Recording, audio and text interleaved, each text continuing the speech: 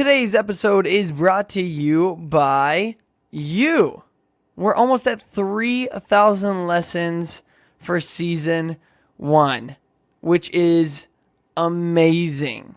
And it's not possible without listeners like you. But here's the thing, we're not to 3,000 left and we only have 3 episodes left. So if you can share this with a teacher friend, share this with your mom, share this with your dog, let's get it up to 3,000. I'm going to share it with the goose outside, and I don't even like that guy. My name's Fred Koepp. I'm the host of the Teacher Recharge podcast. Let's get this episode started.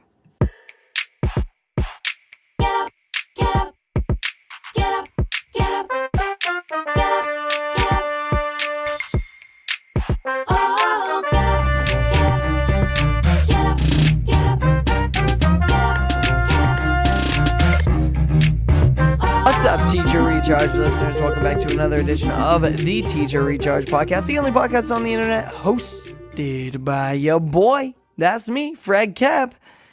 And I have an update, folks, on the Goose Saga. So in the past couple episodes, I've been telling you about this progressively aggressive goose right outside of my apartment door.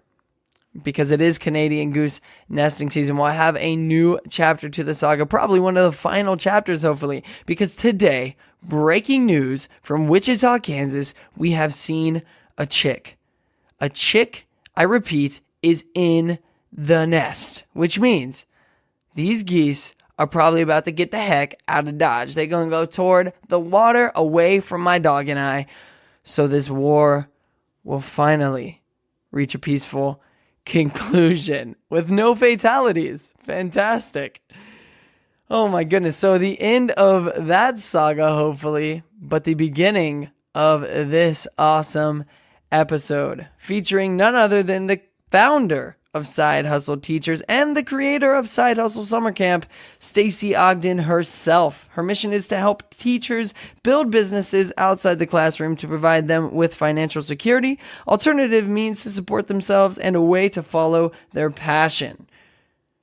This episode, we talk about so much. I mean, she has an extensive background in education. She currently is a full-time teacher, and she has a ton of side hustles that are making her money. And she wants to help you do it too. I think you're going to really take a lot from this. We talk about a lot of fantastic subjects here. So without further ado, enjoy the episode with Stacey Ogden.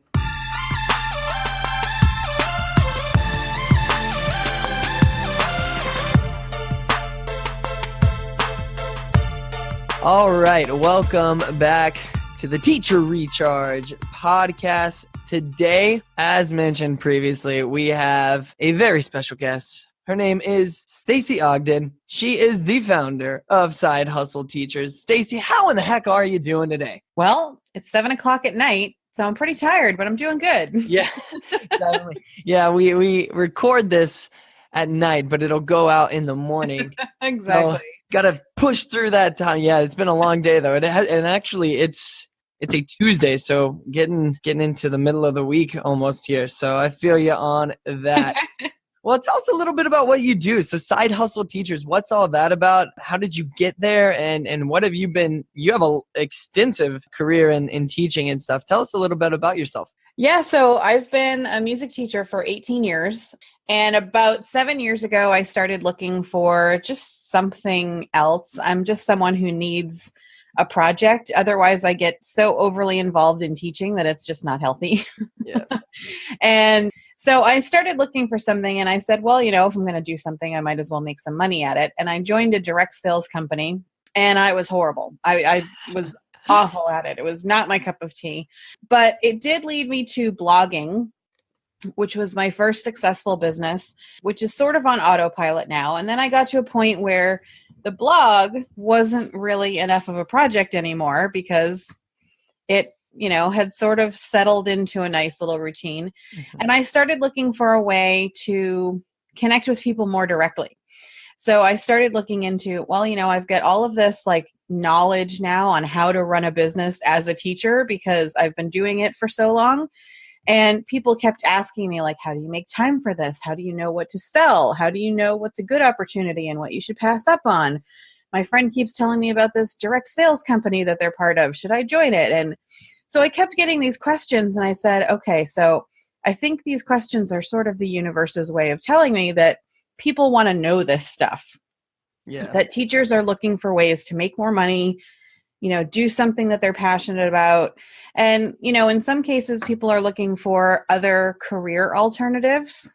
But I have to say, a lot of the time, once we start side hustling, I've had a lot of people come to me, and this is my own personal experience as well. I enjoy teaching more. Right. Now that I have a side hustle, because it gives me something else to focus on. Mm-hmm. So I'm not so like myopic in the zone. Education theory. That's a wonderful word. Myopic. Wow. Myopic. Word of the day. I love it. SAT word, boys and girls. Yeah. No, that's so awesome though. So tell me a little bit though. So you're still teaching then, yes? Oh yeah, I'm a full-time teacher. Perfect. And you're teaching music. Yes, middle school. Oh my gosh, that is fantastic. And so you created this blog. It's called Creating My Happiness. Yes, is that the correct name? Yep, that was my first blog. It's still up and running. Mm-hmm. And so, how do you even make money blogging? Like, how do you do that? Well, the first money I ever made was through Google AdSense. And I was so excited because it was up and running for 6 months before I decided to actually put Google ads on there. Mm-hmm. And by the end of the year, after those 6 months, because I started it in June, I had $2.11. Oh my gosh. Woo! I know. But it was addicting. Like I saw that total that they owed me $2.11, and I was like, oh my gosh, this has got to be a thing. Mm-hmm. So I started looking into what I could do to build that up. And I kept building my content, and I kept building my audience. And, slowly but surely, I gained enough of an audience to join an ad network. So I didn't have to rely on the pennies that Google pays. Right. And, now I got some sponsored posts. Mm-hmm. And, there are other things, affiliate links for Amazon and stuff like that. So there's lots of different ways to make money here and there on a blog. And it's nothing to sneeze at. Yeah. Wow. That is very unique, especially for a full-time teacher, which is the whole reason we have you here. Awesome. Cool. Sweet. So this podcast is all about hyping teachers up, getting them ready for the week ahead so that they can make the biggest impact possible, not only in their own lives, but in their student lives as well. So it's Monday.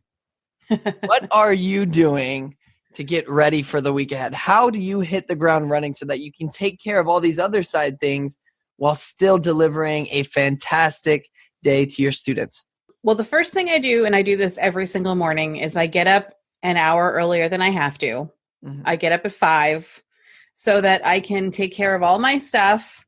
I can sit down with a cup of tea and watch the news, and I can check Facebook, and I can do whatever needs to little tasks that get done. They might be business tasks, they might be school tasks. But for me, the extra time in the quiet, one, I'm a hardcore introvert. So that quiet time is necessary because my 8-year-old does not believe in starting slow. She is up and she is running and she's talking and yeah. So that for me is one thing. And the other thing is that I like to start my day not rushed. Mm-hmm. Like there's enough rushing going on as soon as I walk out the door. The car starts and I'm rushing to work, and then I'm rushing to cover my homeroom, and then I'm rushing for this, and I'm cleaning up after the 8th graders while the 7th graders are waiting at the door staring at me. So there's plenty of rushing, and I like to take that time to just go slow and do whatever I can get done, and whatever I don't get done, I'll do it later. There's this thing I was talking with one of my colleagues earlier, I think it was like last week, and it was we were talking about the subject of differentiation, and not in a math sense, but in a personal sense, because a math sense is boring. No offense, math teachers out there. But we were talking about how it's so important to be able to differentiate yourself from your job, and being able to look at, okay, yeah, for example, I'm a soccer coach, but the win-loss record or how my team doesn't reflect who I am as a person. Like, I can't put my entire worth on that. I have to be able to differentiate that, because if I don't, I get anxious, I get stressed. And in times of transition, like you're talking about, these 7th graders are waiting at the door, I'm freaking out because like my whole worth is in what they think of me and what their results are. So that is such a healing thing to know, that like just to be able to differentiate yourself and say, look, no, like it's a transition period. I'm going to take the time and I'm going to get my ducks in a row. You said you're an introvert. Yeah. Ooh, I would have never guessed that. That's really interesting. A lot of us, I feel like, think introverts are like super closed off to communicating. But I feel like, what kind of introvert would you say you are? What makes you an introvert then? Well, the whole thing about introvert, extrovert is that you get your energy from either being with people or from being alone. So I know that I need to start my day with that alone time, because if I'm surrounded by people, or if I'm having to answer questions or do things for other people, I'm just going to feel drained for the rest of the day. Right. But if I'm able to schedule things out and work things and arrange things in a way that I get some alone time, I can be totally energetic when I need to be, and I can be totally outgoing when I need to be. And, it's all about balance and finding that balance for you. Wow. Yeah. And I like that. I kind of wanted to just pick your brain with that, just because I think that is a common misconception, is that introverts are closed off and stuff like that. That's not necessarily what that means. So I'm glad that you shed some light on that. The next thing I wanted to ask, is there anything else that you're doing that makes you unique, sets you apart from other teachers? Well, I did just get a room full of flexible seating stuff in my classroom, so my kids never want to leave anymore. So I've got the wobble stools and the yoga balls, but they really love the floor pillows, and they literally just lay there with their, I've got iPads in my classroom. So I've got this like room that the kids just feel like they're just chilling out, but I have them doing work at the same time. So my gosh. That's one of my shining star moments right there, is getting that done. That's really cool. I want to go to your classroom, but then I probably wouldn't want to leave. Next thing, right before we get to kind of a break here, is what is something that you have failed at, and how did you react to that failure? Oh gosh, there are so many to choose from. Other than my first side hustle, which was a complete and utter failure, I actually, here in Connecticut, we have, now it's called Team. Back when I was a new teacher, we had something called BEST, and I forget what the acronym was for, but it was new teacher training. And in your second year, you have to put together this massive portfolio. Like, you needed a 3-inch binder with there was all these standards for what needed to be on every single page, your social security number and all this other stuff. And the first time I submitted it, I didn't pass. Oh. And it was like a year's worth of work. And I sat there wallowing in self-pity for a couple days. Like, over the weekend, I just sat there and sobbed. And I went to my principal on Monday morning, and I was like, I don't even understand. Like, should I just quit? And she was like, absolutely not. It was, go to the meeting, because they offer meetings for teachers who don't pass the first time, to see, what they could have done to improve. And so she's like, go to the meeting, listen to what they have to say, but with every single word you hear come out of their mouth, know that we know you're an amazing teacher, and we want you here. Our kids need you here. And I was like, oh my gosh. So two things came out of that. One is that even a gigantic, heartbreaking, utterly devastating failure is not the end of things. And two, when you're struggling, if you reach out to someone, it's amazing what you will get back, because I never felt more at home anywhere than I did at that school after we had that talk. Right. One of the things that whole failure / reaction kind of brings about is, I have a friend who's a speaker who says that every student is one positive mentor away from it being a success. And I love that saying. I think that's so important. But I think it also goes for teachers as well. You know, like we need support. We need people that we can reach out to. I've heard horror stories of people reaching out to principal or something and them just shutting them down. But Yeah. to hear that that is even a possibility, I hope if you're listening to this that you see that and that kind of urges you to ask for help if you're in a kind of a sticky situation. Because I mean, even mentors need mentors. That's the case. We all need somebody. That's why, I mean, humans are social animals to an extent. Yeah. And now I'm a mentor for new teachers. So Right. That was the other thing I was going to say is you're still teaching. Right? I mean, like, that's amazing. And not only are you teaching, you're doing some pretty crazy cool stuff on the side too. And you're helping other teachers. So like I just said, I think that just pushes that even further, that even mentors are one positive mentor away from being a big success, which is awesome. Well, we are going to go ahead and take a quick break. Then we will be back with story time.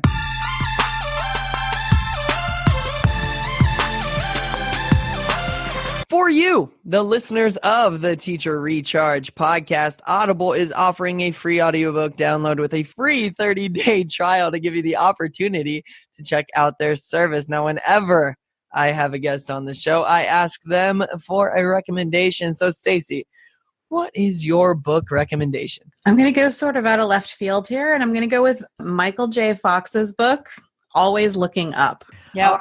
Well, if you would like your free audiobook download of Michael J. Fox's Always Looking Up, or any of the other 180,000 titles that they have to choose from for your iPhone, Android, Kindle, or MP3 player, just go to audibletrial.com/teacher recharge. Once again, that's audibletrial.com/teacher recharge. Back to the show.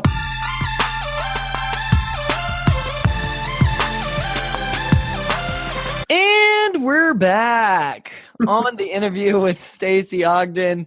And it is my favorite time of the week, my favorite time of life, period, to be honest. This is story time. This is a part of the show where I just shut up and let the guest talk. Now, this story could be happy, it could be sad, it could be downright depressing. I just give the guests the floor and they do the rest. So, Stacey, it's story time. Oh my gosh. Okay. I want to go back, way, way back. My first, and this is actually the first school that I worked in the United States, because my first year of teaching, I taught in England.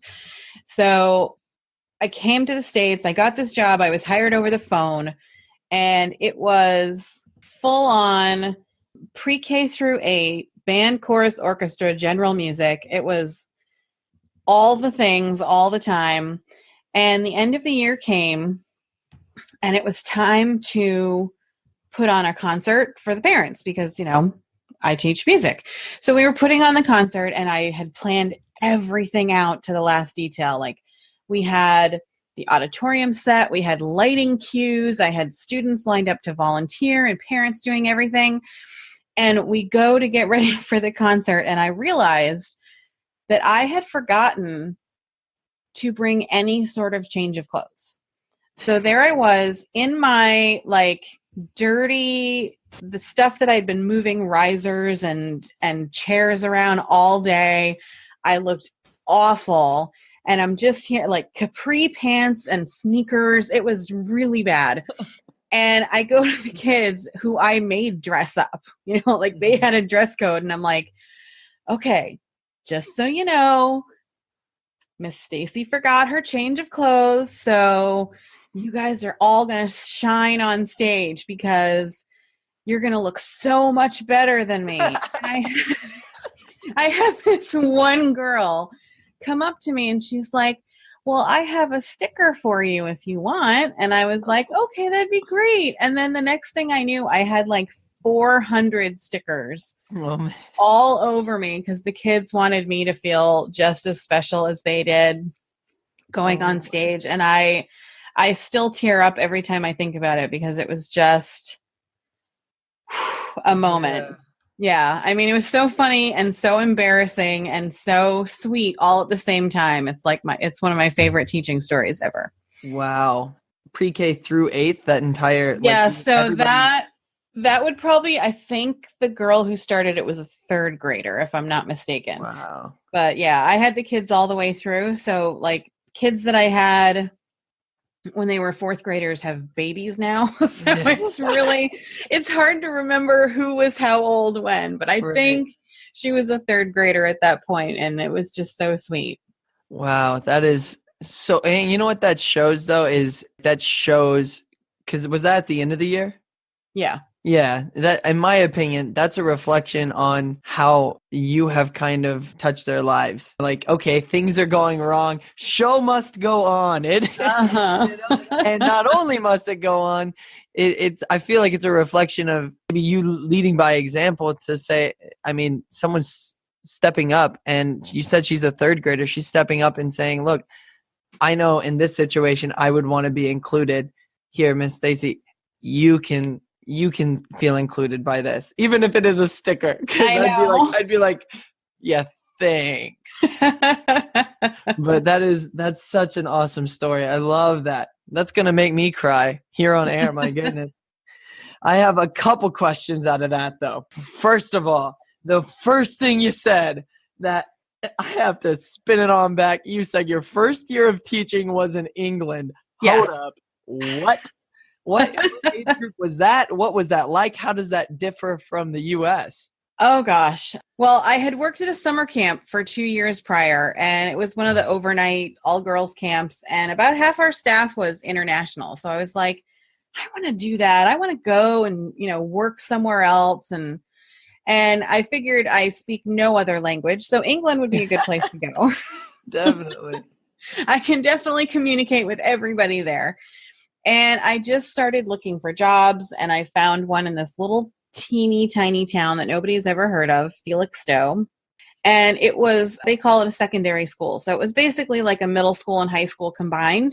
Mm-hmm. And my classes were middle school, what we would call middle school. And then I also did some choir stuff for the high schoolers and, some other things here and there. But yeah, it was, it's remarkably similar to how we do things here. I had to leave some time at the end of every class to talk American to the kids. You have to, obviously. Yeah. So they would ask me, how do you say that thing over there? I'm like, it's a garbage can. They're like, miss, that's the bin. And I'm like, okay. That's so awesome. Oh my goodness. Not going to regret asking that question for sure. That is fantastic. Wow. And then the other thing that came out of that is so cool is just, I feel like this has been a common theme on this podcast lately, but just the ability of a teacher to just admit to their students that something isn't right, whether it's completely like they made a mistake or whether it's just like, I didn't bring a change of clothes, just to admit it and say, look, guys, level with me. And then your positive spin, I just love that. Like, you're going to shine extra bright. Like that is, I feel like everyone out there can learn a lot because there's so many teachers. And I mean, I've been guilty of this myself even, is like sometimes our egos are so high that there's no way we would admit that. But for you to do that and then to see the response of your kids being so caring, it gives me hope in the world. Before we go, if people want to get in touch with you or follow some of the stuff you're doing, how can they do that? There's a couple of ways. My website is side-hustle-teachers.com. And I also have the Side Hustle Teachers podcast.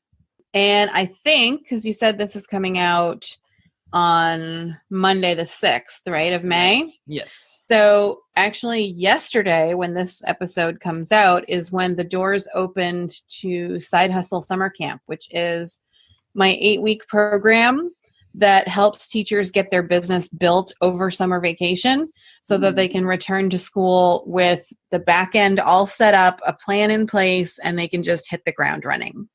That sounds legit. And what a way to spend in 2 months, right? 2-3 months there, spending your summer, finding a way to earn a little bit of extra money. I feel like that is necessary for everyone. So Get up on that, everybody. And I did arrange it so no matter where you are in the country, I've got 2 sessions. I've got the session that runs June and July for the people who get out super early, and then there's the July-June one, or the July-August one for people like me who were in school until June 29th last year. Whoa. Really? Yeah. They have places like that in America? That's crazy. By the way, where are you coming to us from right now? I'm in Connecticut. Connecticut. It was a weird year. We had a big storm in May that kind of took everything off its kilter, and we lost a week of school. So goodness gracious. That is short summer last year. Wow. Well, I will put a link to all of that stuff that she's mentioned in the description. Check out the Side Hustle Teachers podcast as well. What do you do on, and what's that podcast all about? Just side hustles for teachers? Yep. I interview people with unique side hustles. I've got a food truck vendor. I've got a pop-up art school. And then I also just give some tips from my own experience. All right. That sounds super. When does that come out? Does that come out every week? How is that working? Yeah, we're just wrapping up season 1, but it's weekly on Mondays. Okay. For the next couple weeks, and then we'll take a break for the summer, and then we'll be back in late September, I think. Sweet. That is about how this works. So awesome. Once you get done listening to this, listen to that one. Perfect as that. Awesome. Well, we surely appreciate your time today. This has been a fantastic episode. Thank you so much. Thank you for having me. We're almost at the end of the show, but first, the weekly challenge that will help you make the biggest impact in your own life and the life of your students. This week, the challenge is more around you, since we are approaching those summer months. I want you to go to Stacey's website. That is side-hustle-teachers.com. Link will be in the description. Sign up for that 2019 summer camp. And over those summer months, utilize them to grow your side hustle so you can hit the ground running in fall of 2019. Let me know how it goes and if I can help support that at all. All right. Until next week, go out and make an impact. Have a fantastic week. Much love.